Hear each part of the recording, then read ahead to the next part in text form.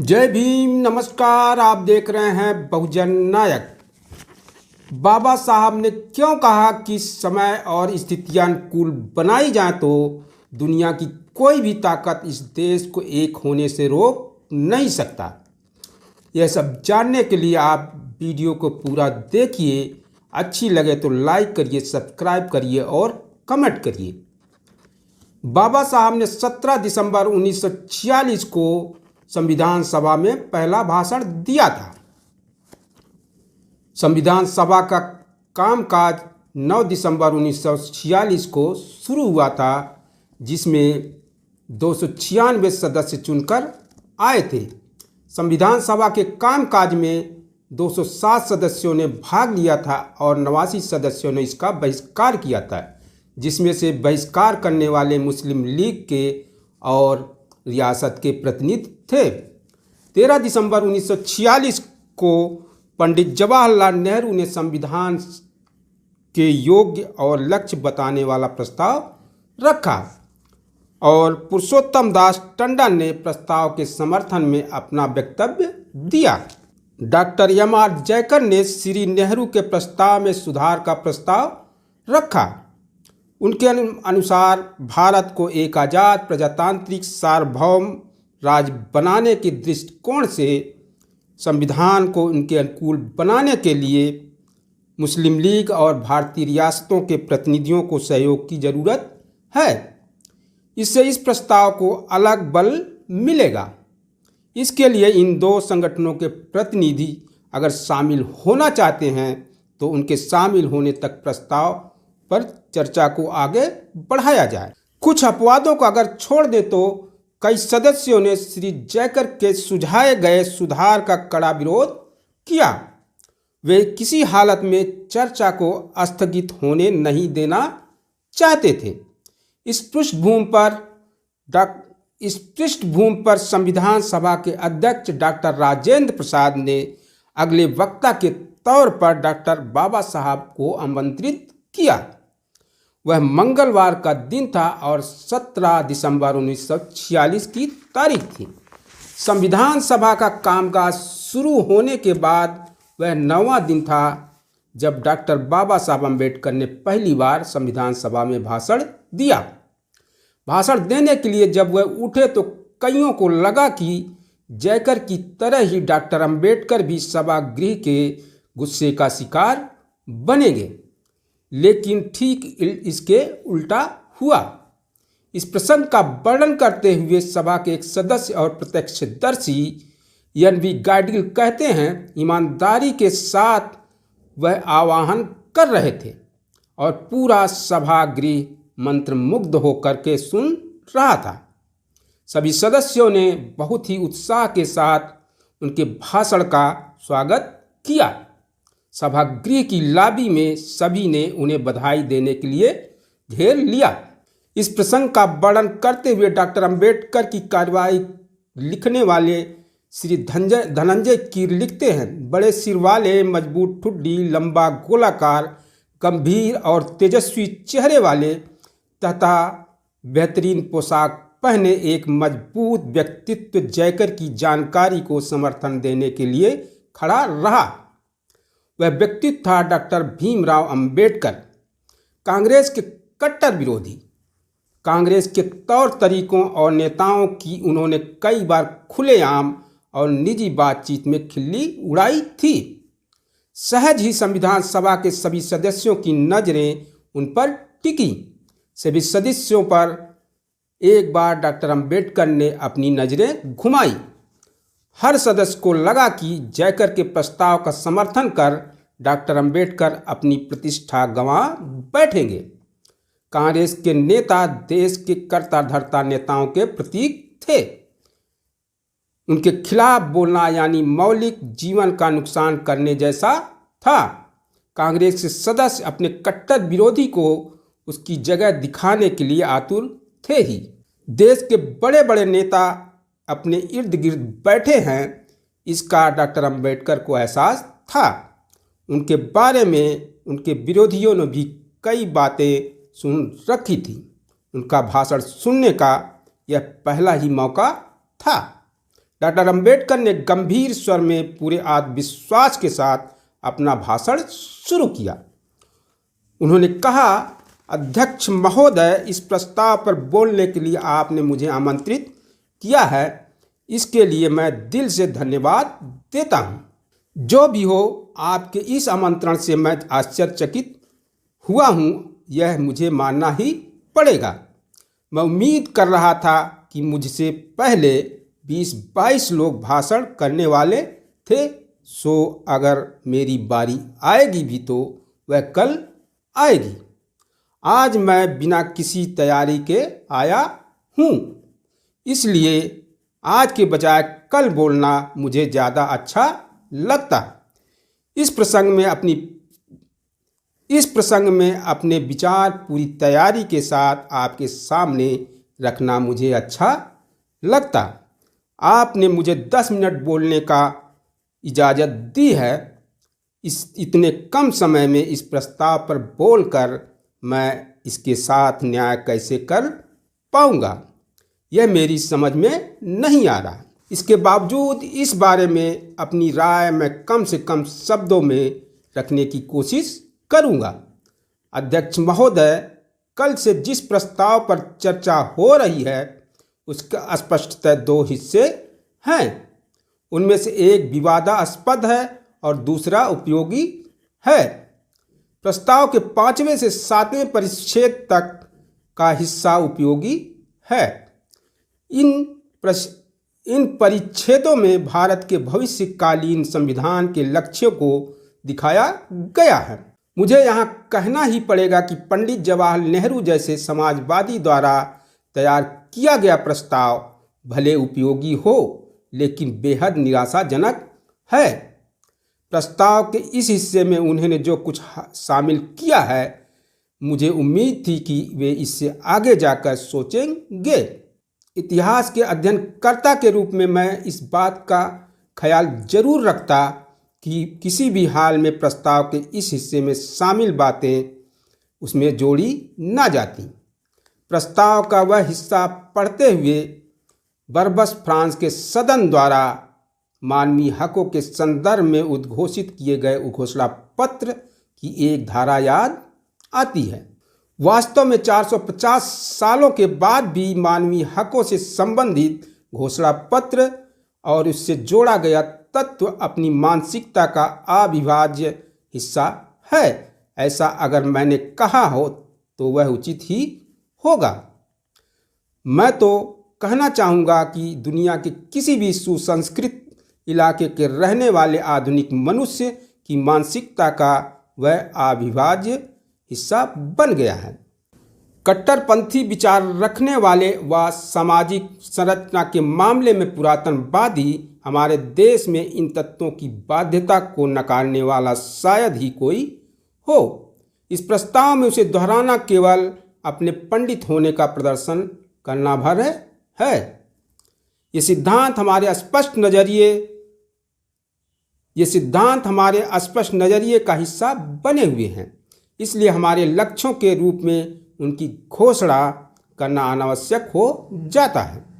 इस प्रस्ताव में कुछ अन्य खामियां हैं। मैं देख रहा हूं कि प्रस्ताव के इस हिस्से में कुछ अधिकारों के बारे में व्यवस्था को साफ साफ बताया गया है, लेकिन उन्हें शामिल करने के उपायों का या किसी योजना का उसमें जिक्र नहीं है। आप जानते हैं कि लोगों के हक जब छिन जाते हैं तब ऐसी व्यवस्था बेकार कही जाएगी जिनमें छीने गए हकों को फिर से पाने का कोई प्रबंध ना हो। ऐसे उपायों की मुझे इसमें कमी महसूस हो रही है। किसी भी व्यक्ति के प्राण, उसकी आज़ादी और उसकी संपदा को कानूनी कार्रवाई के बिना छीना नहीं जा सकता। यह सर्वमान्य सूत्र भी इस प्रस्ताव में मुझे कहीं दिखाई नहीं दे रहा। कानून और नीति की सीमा के तहत मौलिक अधिकारों की व्यवस्था की गई है। असल में कानून क्या है और नीति क्या मायने में है, यह उस वक्त की सरकार ही तय करेगी। तब एक शासनकर्ता एक नज़रिया अपनाएगा तो दूसरा कोई और नज़रिया अपनाएगा। तत्कालिक शासनकर्ताओं पर अगर यह फैसला छोड़ दिया जाए तो पता नहीं मौलिक अधिकारों की स्थिति क्या बनेगी, यह बताना मुश्किल है। महोदय, प्रस्ताव में आर्थिक, सामाजिक और राजनीतिक न्याय की व्यवस्था की गई है। इस प्रस्ताव के पीछे अगर ईमानदारी और वास्तविकता हो, जिसके बारे में मुझे रत्ती भर भी आशंका नहीं है, तो प्रस्ताव प्रस्तुत करने वाले को राज्य जिसके सहारे सामाजिक, आर्थिक और सामाजिक न्याय कर सके, ऐसे स्पष्ट उपायों की व्यवस्था करनी चाहिए। इस पृष्ठभूमि पर मैं सोच रहा था कि देश में आर्थिक, सामाजिक न्याय की व्यवस्था पर अमल पाने के लिए खेती और उद्योगों को राष्ट्रीयकरण की व्यवस्था प्रस्ताव में होना आवश्यक था। समाजवादी अर्थव्यवस्था के बगैर भविष्य में कोई भी सरकार देश में सामाजिक, आर्थिक, राजनीतिक न्याय कैसे कर पाएगी, यह बात मेरी समझ में नहीं आ रही। इसलिए इस बात के स्पष्ट जिक्र के लिए मेरा विरोध न होते हुए भी मुझे यह थोड़ा प्रस्ताव निराशाजनक ही लगता है। इस प्रस्ताव के बारे में मेरे मत और जानकारी पेश करने के बाद यह सवाल मैं यहीं छोड़ देता हूँ। अब मैं प्रस्ताव के पहले हिस्से की ओर मुड़ता हूँ। पहले 4 परिच्छेद का इनमें समावेश है। इस सभा में अब तक जो चर्चा हुई है उसके आधार पर मैं कह सकता हूँ कि यह हिस्सा विवादास्पद है। प्रस्ताव में प्रयुक्त गणराज्य शब्द विवाद का केंद्र बिंदु है, ऐसा लगता है। सार्वभौमिकत्व लोगों के बीच से निर्माण होता है। चौथे परिच्छेद इस हिस्से के इर्द गिर्द यह विवाद केंद्रित है। मेरे मित्र डॉक्टर जयकर द्वारा कल उपस्थित किए गए मुस्लिम लीग की अनुपस्थिति में सभा द्वारा इस प्रस्ताव पर विचार करना सही नहीं होगा। इस मुद्दे पर यह विवाद पैदा हुआ। महोदय, इस महान देश के सामाजिक, राजनीतिक तथा आर्थिक भविष्यकालीन संरचना तथा उज्जवल भविष्य के बारे में मेरे मन में भी तिल भर की भी आशंका नहीं है। आज हम राजनीतिक, सामाजिक तथा आर्थिक नज़रिए से विभाजित हैं, इसका मुझे एहसास है।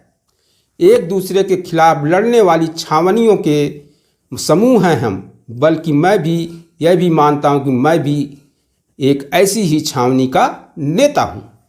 महोदय, यह सब भले सही हो, लेकिन मुझे पूरा यकीन है कि समय और परिस्थितियों को अगर अनुकूल बनाया जाए तो कोई भी शक्ति इस देश को एक होने से रोक नहीं सकती। तालियों की गड़गड़ाहट। विभिन्न जातियां और संप्रदाय होने के बावजूद हमें एक होने से कोई रोक नहीं सकता। इस बारे में मेरे मन में कोई आशंका नहीं है। हर्ष ध्वनि के साथ तालियां। भले आज मुस्लिम लीग भारत को दो फाड़ करने की कोशिश में लगा है, लेकिन एक छत्र भारत ही उनके लिए भी सही होगा। मैं दावे के साथ कह सकता हूं कि अगर चाहे तो मुस्लिम खुद अपने बारे में सोचने लगेंगे। हर्ष ध्वनि और तालियों की गड़गड़ाहट। अंतिम लक्ष्य के बारे में मेरे मत में हम में से किसी को भी डर पालने की जरूरत नहीं है। इस बारे में किसी के मन में कोई आशंका नहीं होनी चाहिए। अपनी दिक्कतें अंतिम लक्ष्य को लेकर नहीं हैं। आज जो भी संगठित नहीं है, उस समाज के लोग एक साथ संगठन के मार्ग पर कैसे आगे बढ़े, इस बारे में सोचना यही हमारी दिक्कत है। हमारी मुश्किल लक्ष्य को लेकर नहीं, शुरुआत कैसे की जाए, यह हमारे सामने बड़ी दिक्कत है। अंतिम लक्ष्य को लेकर हमें कोई दुविधा नहीं है। इसीलिए अध्यक्ष महोदय, मुझे लगता है कि अपनी मर्जी से हमारी मित्रता को स्वीकारने के लिए इस देश के हर पक्ष को अगर तैयार करना हो तो पूर्वाग्रह के कारण जो अभी भी शामिल होने के लिए तैयार नहीं है, ऐसे घटकों को मुख्य धारा में शामिल करना होगा और ऐसा करने के लिए उन्हें कुछ रियायतें देनी पड़े तो देने की कूटनीतिक चतुरता बहुसंख्यक पक्ष दिखाए, यह बताने के लिए मैं यह आह्वान कर रहा हूँ। मन में डर पैदा करने वाले नारों और शब्दों को हम दूर रखते हैं। हमारे विरोधियों की मानसिकता और पूर्वाग्रहों को ध्यान में रखते हुए हम उन्हें कुछ रियायतें देंगे, उन्हें भी अपने साथ कर लेंगे। हम जिस मार्ग पर आगे बढ़ रहे हैं उस मार्ग पर अपनी मर्जी से वे हमारे साथ हो लेंगे। इस मार्ग पर लंबे समय तक हम अगर साथ चलते हैं तो ही हम एकता की दिशा में आगे बढ़ेंगे। जयकर की उपसूचना का मैं यहाँ केवल इसलिए समर्थन कर रहा हूँ कि हम सबको इस बात का एहसास हो कि साथ मिलकर आगे बढ़ना ही इस समय बहुत महत्वपूर्ण है। सबको इसका एहसास होना चाहिए। हम सही हों या गलत, हमारे कानूनी अधिकारों के साथ हमारी भूमिका मेल खा रही हो या अथवा ना खा रही हो, 16 मई या 6 दिसंबर के निवेदकों के अनुकूल हो अथवा ना हो, ये सारी बातें कुछ समय के लिए हम किनारे रखें। कानूनी मुद्दे से भी यह मामला अधिक महत्वपूर्ण है और ऐसी कोशिशें करते हैं कि जो लोग आज हमारा साथ देने के लिए तैयार नहीं हैं वे भी साथ देने के लिए तैयार हो जाएं। मैं आप सब लोगों से आह्वान करता हूं कि हम ऐसा माहौल तैयार करें। इस सदन में चल रही चर्चा में 2 सवाल विचारार्थ रखे गए हैं। इन सवालों का मेरे मन पर इतना गहरा असर हुआ है कि मैंने उन्हें दर्ज कर रखा है। उनमें से एक सवाल मेरे मित्र बिहार के मुख्यमंत्री ने कल की सभा में अपने भाषण में उपस्थित किया था। वह पूछ रहे थे कि मुस्लिम लीग को इस संविधान सभा में सहयोगी होने से प्रस्तुत प्रस्ताव कैसे रोक सकता है। आज मेरे मित्र डॉक्टर श्यामा प्रसाद मुखर्जी ने दूसरा प्रश्न उपस्थित किया कि कैबिनेट मिशन के प्रस्ताव से यह प्रस्ताव अलग तो नहीं। महोदय, ये दोनों सवाल अत्यंत महत्वपूर्ण हैं और उनके केवल जवाब नहीं, स्पष्ट जवाब दिए जाने चाहिए। मुझे साफ तौर पर ऐसा लगता है कि प्रस्तुत प्रस्ताव से कुछ निकलने का उद्देश्य हो या न हो, यह केवल आकस्मिक घटना हो या न हो, लेकिन इस प्रस्ताव का निश्चित परिणाम मुस्लिम लीग को संविधान सभा से बाहर रखने में ही होने वाला है। इस संदर्भ में प्रस्ताव के तीसरे परिच्छेद की ओर मैं आपका ध्यान दिलाना चाहता हूं, क्योंकि मुझे लगता है कि यह परिच्छेद अत्यंत महत्वपूर्ण और अर्थपूर्ण है। तीसरे परिच्छेद में भारत के भावी संविधान के बारे में विचार किया गया है। प्रस्ताव रखने वाला इसके जरिए क्या कहना चाहता है मैं नहीं जानता, लेकिन मैं यह मानकर चलता हूं कि मंजूर होने वाला यह प्रस्ताव तीसरे परिच्छेद के संदर्भ से संविधान निर्माण के लिए संविधान सभा के निर्देशन का काम करेगा। क्या है इस तीसरे परिच्छेद में? तीसरा परिच्छेद कह रहा है कि इस देश में राज्य संस्था के 2 प्रकार होंगे। पहला, निचले स्तर पर स्वायत्त प्रांत अथवा राज्य अथवा ऐसे हिस्से होंगे जो उपखंड भारत में शामिल होना चाहते हैं। ये स्वायत्त घटक पूरी तरह से अधिकार युक्त होंगे। उनके कुछ अन्य अधिकार भी होंगे। घटक प्रांत के ऊपरी स्तर पर संघ राज्य होंगे। कुछ हद तक उन्हें कानून बनाने और उन पर अमल करने और प्रशासन चलाने के अधिकार होंगे। प्रस्ताव का यह हिस्सा पढ़ते हुए सम्मिलित करने की संकल्पना के संदर्भ में और एक तरफ केंद्र सरकार और दूसरी तरफ के प्रांतीय सरकारों के बीच संपर्क बनाए रखने वाली व्यवस्था मुझे कहीं दिखाई नहीं दे रही है।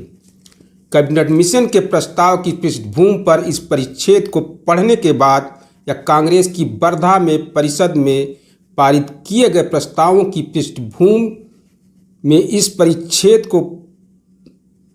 के पढ़ने के बाद ही प्रांतों के एकीकरण की संकल्पनाओं के संदर्भ में मुझे कहीं नहीं दिखाई देते। इसलिए मानना ही पड़ेगा कि मैं बेहद आश्चर्यचकित हूँ। इस प्रकार अलग गुट बनाने की कल्पना जाती तौर पर मुझे स्वीकार नहीं है। मुझे मजबूत केंद्र सरकार पसंद है। 1935 में भारत सरकार कानून द्वारा तैयार किया गया केंद्र सरकार से अधिक मजबूत केंद्र सरकार मुझे चाहिए। लेकिन महोदय, मेरे इन मतों को वर्तमान स्थिति में कहीं स्थान है ऐसा मुझे कुछ दिखाई नहीं देता। हमने काफ़ी लंबी यात्रा की है। मेरी नज़र में जिसे बेहद प्रशंसनीय, सम्मानजनक और आश्रय का स्थान माना जाए, ऐसी 150 साल की प्रशासनिक व्यवस्था से निर्माण हुई मजबूत केंद्र सरकार को डिगाने की सहमति कांग्रेस पक्ष ने क्यों दी, यह कांग्रेस ही जाने। इस भूमिका का त्याग करने के बाद तथा हमें मजबूत केंद्र सरकार नहीं चाहिए ऐसी भूमिका अपनाने के बाद घटक राज्य तथा केंद्र सरकार को जोड़ने वाली बीच की उपसंघ राज्य की कड़ी स्वीकारने के बाद परिच्छेद 3 में शामिल करने की योजना का जिक्र क्यों नहीं किया गया, यह मैं जानना चाहता हूँ। एकत्रीकरण से संबंधित धाराओं को ठीक से समझने में कांग्रेस पक्ष, मुस्लिम लीग और अंग्रेज सरकार सहमत नहीं हो पा रहे हैं, यह मैं समझ सकता हूँ। मैंने इस बारे में सोचा है और अगर मैं गलत हूँ, यह कोई सा प्रमाण मुझे समझा दे कि तो मैं अपनी राय में सुधार लाने को तैयार हूँ कि विभिन्न गुटों में विभाजित राज्यों द्वारा अगर संघ राज्य अथवा उपसंघ राज्य की मान्यता दी जाए तो कांग्रेस इस प्रस्ताव का विरोध नहीं करेगी। इस बात को कम से कम कांग्रेस ने माना था। कांग्रेस की यही सोच, इसका मुझे भरोसा है।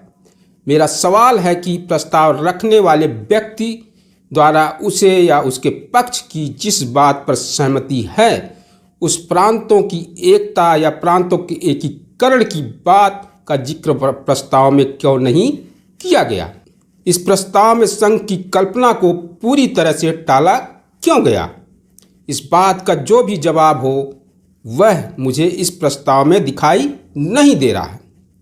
इसलिए मैं कहना चाहूँगा कि बिहार के प्रधान और डॉक्टर श्यामा प्रसाद मुखर्जी द्वारा उपस्थित किए गए 2 सवालों का परिच्छेद 3 यह जवाब है।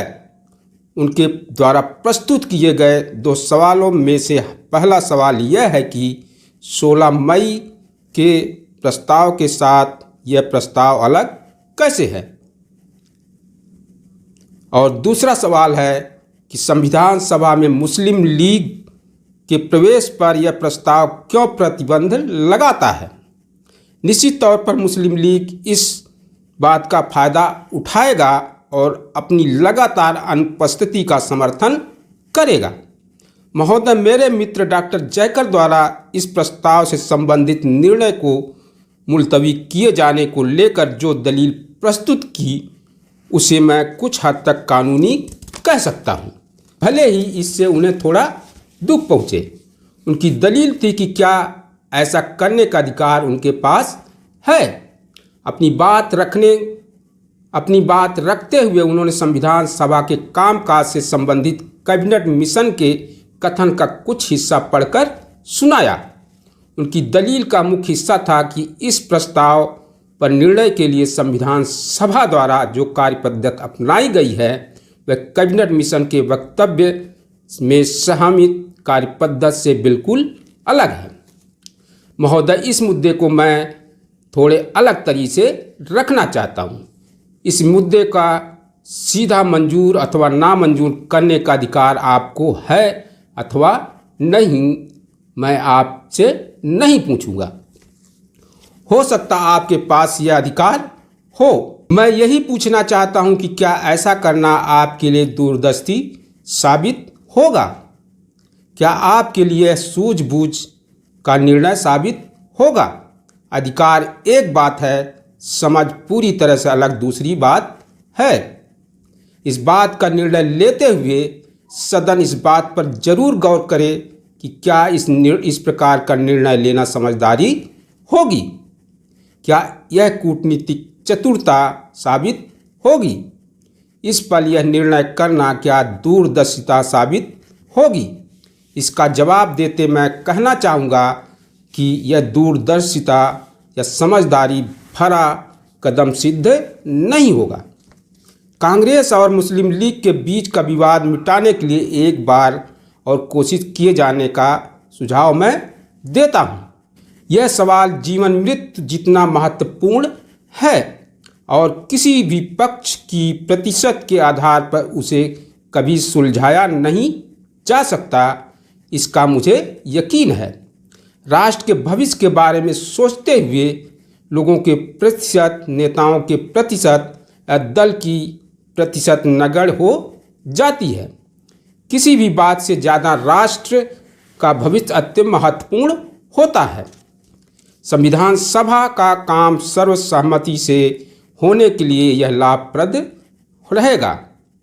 इतना ही नहीं, इससे मुस्लिम लीग द्वारा कोई निर्णय लिए जाने से पूर्व उसकी प्रतिक्रिया भी संविधान सभा को पता चलेगी। इसी कारण मैं डॉक्टर जयकर की उपसूचना का समर्थन कर रहा हूँ। हम अगर जल्दबाजी से निर्णय करें तो भविष्य में उसका क्या असर होगा, इस बारे में क्या योजनाएं हैं मैं नहीं जानता। इस बारे में वे क्या सोच रहे हैं यह कहने का मेरा अधिकार नहीं है। इस मामले को लेकर उनके क्या दांव पेच हैं, उनके पास इस मामले में क्या उपाय है, मैं नहीं जानता। लेकिन उपस्थिति सवाल पर एक तटस्थ व्यक्ति के नाते सोचते हुए मुझे लगता है कि इस बारे में निर्णय लेने के केवल यही 3 उपाय हैं। एक दल दूसरे दल की शरण में जाए, शांतिपूर्ण चर्चा से राह निकाली जाए और तीसरा मार्ग खुलेआम संघर्ष किया जाए। महोदय, संविधान सभा के कुछ सदस्यों से मैं सुन रहा हूं कि वे संघर्ष करने की तैयारी में हैं। मैं मानता हूं कि राष्ट्र के सामने उपस्थित समस्या का हल युद्ध के जरिए ढूंढने की कल्पना देश के किसी व्यक्ति के दिमाग में आए, इससे मैं भयभीत हो गया हूं। मैं नहीं जानता कि देश के कितने लोग इस सोच का समर्थन करते हैं। मुझे लगता है इसके कई समर्थक हैं। मुझे लगता है कि ऐसी कल्पना को बहुसंख्यकों को समर्थन मिलने के पीछे वजह यही होगी कि उन्हें लगता है कि यह युद्ध अंग्रेजों के खिलाफ होगा। लेकिन महोदय, यहाँ जिस युद्ध के बारे में सोचा जा रहा है, क्या उसे स्थानीय, सीमित व केवल अंग्रेजों के खिलाफ रखा जा सकता है? अंग्रेजों के अलावा किसी और के साथ लड़ना न हो तो ऐसी योजना के लिए मेरे विरोध की कोई वजह नहीं होगी। लेकिन क्या यह युद्ध अंग्रेजों के खिलाफ होगा? किसी संकोच के बगैर मैं इस सदन को जहां तक का संभव स्पष्ट रूप से कहना चाहूँगा कि इस देश में अगर युद्ध हुआ और इस युद्ध का संबंध अगर हमारे सामने उपस्थित समस्याओं के साथ जुड़ा हो तो यह युद्ध अंग्रेजों के खिलाफ नहीं होगा, यह होगा मुस्लिमों के खिलाफ। उससे बुरी बात यह हो सकती है कि यह युद्ध अंग्रेज और मुस्लिमों के संयुक्त मोर्चे के खिलाफ होगा। जिस प्रकार इस युद्ध के होने का मुझे डर है, उससे अलग तरीके से यह युद्ध होने की संभावना मुझे नज़र नहीं आती। महोदय, अमेरिका के साथ हुई सुलह से पहले बर्क द्वारा दिए गए वक्तव्य का कुछ हिस्सा मैं सदन में पढ़कर सुनाना चाहता हूँ। सदन का माहौल शांत करने में उनका कुछ उपयोग होगा, इसका मुझे विश्वास है। आप जानते हैं कि अमेरिका के बागी उपनिवेशकों पर कब्जा पाने के लिए अंग्रेजों की कोशिश चल रही थी। उनकी इच्छा के खिलाफ उन्हें अपने बस में करने का अंग्रेजों का इरादा था। तब उपनिवेशकों को जीत कर उन्हें बस में करने का विरोध करते हुए बर्क ने कहा था, महोदय, मुझे यह कहने की इजाज़त दीजिए कि बल प्रयोग का असर केवल तत्कालिक होता है। उसके आधार पर केवल कुछ समय के लिए अधिकार प्राप्त किए जा सकते हैं। उन्हें हमेशा बस में रखने के लिए फिर से बल का प्रयोग करने की ज़रूरत को हमेशा के लिए खारिज नहीं किया जा सकता। जिस राष्ट्र को हमेशा अपने अधीन रखना हो, उस पर इस प्रकार शासन नहीं चलाया जा सकता। मेरी दूसरी आपत्ति प्रयोग में लाए जाने वाले बल के परिणामों को लेकर अनिश्चय के बारे में है। जरूरी नहीं कि बल के प्रयोग से हमेशा दहशत ही पैदा हो, और तैयार सेना का मतलब जीत नहीं होता। जीत न पाने की स्थिति में फिर कोई मार्ग नहीं बचता। बातचीत असफल हो जाने पर केवल बल प्रयोग का मार्ग ही बचता है, लेकिन तब बल प्रयोग अगर असफल रहे तो बातचीत का कोई जरिया बाकी नहीं रहता। दया के बदले कभी कभी सत्ता और अधिकार पाए जा सकते हैं, लेकिन शक्ति का प्रयोग और पराजित हिंसा से सत्ता और अधिकार भीख में मांगे नहीं जा सकते। बल के प्रयोग के लिए मेरा विरोध इसलिए भी है कि हिंसा के कारण कोशिश की पराकाष्ठा से जो आप पाएंगे उसे ही आप हानि पहुंचाएंगे। आप जो पाएंगे वह उसके मूल रूप में नहीं होगा, वह आमूलित बर्बाद और विनाश के रूप में होगा।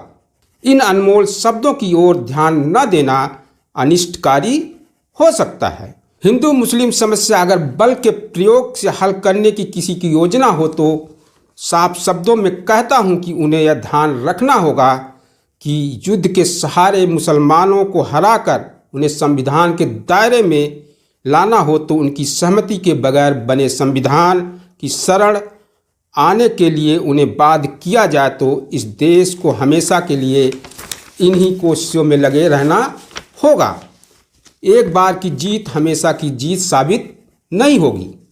अब तक मैंने जितना समय लिया है उससे अधिक समय मैं नहीं लेना चाहता। एक बार फिर वर्ग के उद्धृत कर मैं भाषण को समाप्त करना चाहता हूँ। वर्ग के एक जगह कहा है कि सत्ता देना आसान है, अकल देना मुश्किल है। इस सभा को प्राप्त सार्वभौम अधिकार का प्रयोग अकल के साथ करने के लिए हम तैयार हैं। यह हम अपने आचरण से साबित करेंगे। देश के सभी घटकों को अपने साथ ले चलने का यही एकमात्र उपाय है। एकता की ओर आगे बढ़ने का इसके अलावा कोई और मार्ग नहीं है। इस बारे में आपके मन में कोई आशंका नहीं होनी चाहिए।